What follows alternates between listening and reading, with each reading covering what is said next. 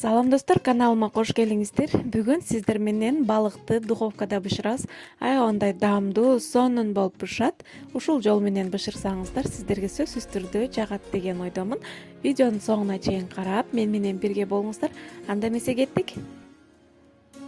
Эң биринчи биз балыкка арналган соус жасап алабыз. Ал үчүн бизге оливка майы керек болот.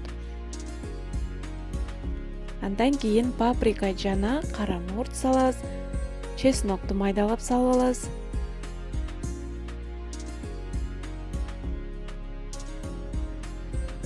Андан кийин лимондун согунан кошуп койсоңуздар болот.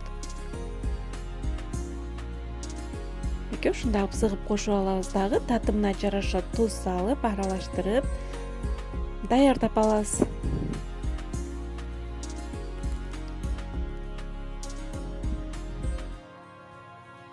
Мынакей биздин соусубуз даяр болуп калды.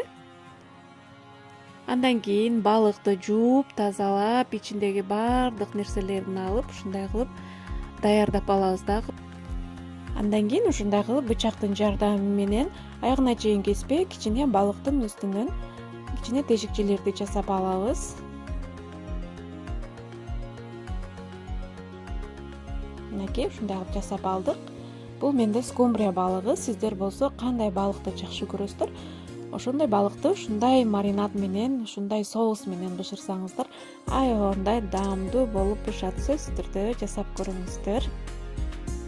Мындай кылып соусту баардык жерине, балыктын ичи тышына, баардык жагына сыйпап чыгабыз. Баардык жерине толугу менен жетиш керек. Эгерде убактыңыздар көбүрөөк болсо, бир 10-15 минутага тыныктырып койсоңуздар, аябагандай соусу сиңип, аябагандай даамдуу болот.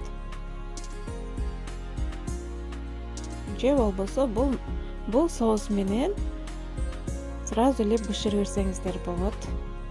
Убактыңыздар тыгыз болсо. Мынакей ушундай кылып баардык жерине сыйпап чыктык.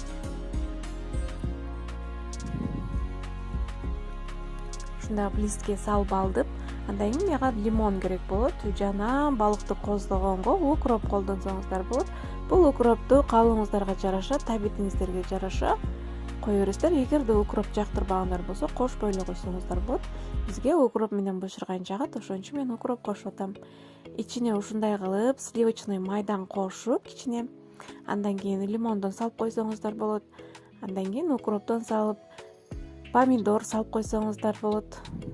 Менде бул скумбрия балыгы өзү эле аябагандай майлуу балык болгон үчүн мен помидор кошкон жокмун. Эгерде шука, форель балыктарын бышырсаңыздар, сөзсүз түрдө ичине 1-2 тилим помидор салып койсоңуздар, аябагандай шордуу болуп, сонун болуп бышат.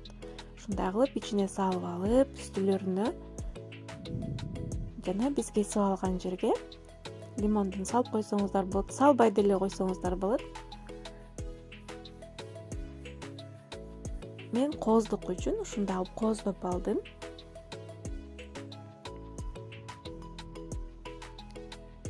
Мынакей биздин балыгыбыз даяр болду.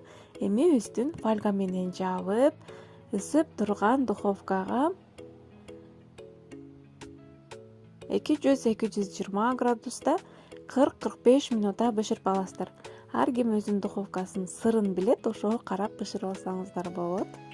Мен 200 градуста 40-45 минутта бышырып алам. Мынакей ушундай кылып жаап алабыз. Мен фольгам ушул эле калыптыр. Кичине жери ачык болуп калды, эч нерсе болбойт. Мынакей ушул жерине жетпей калды кичине.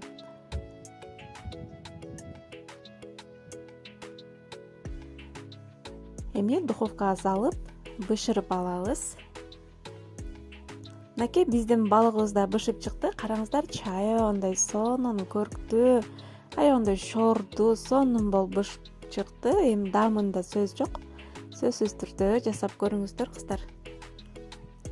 Мынакей суусуна нан алып жесеңиздер дагы аябагандай даамдуу болот, жуп жумшак, сонун болуп бышты. Сөзсүз түрдө жасап көрүңүздөр. Сиздерге жакты деген ойдомун. Эгерде кандайдыр бир сурооңуздар болсо, комментарийге калтырып кетсеңиздер, мен сиздерге сөзсүз түрдө жооп берем. Көңүл бурганыңыздар үчүн чоң рахмат. Кийинки көрүшкөнгө чейин аман туруңуздар.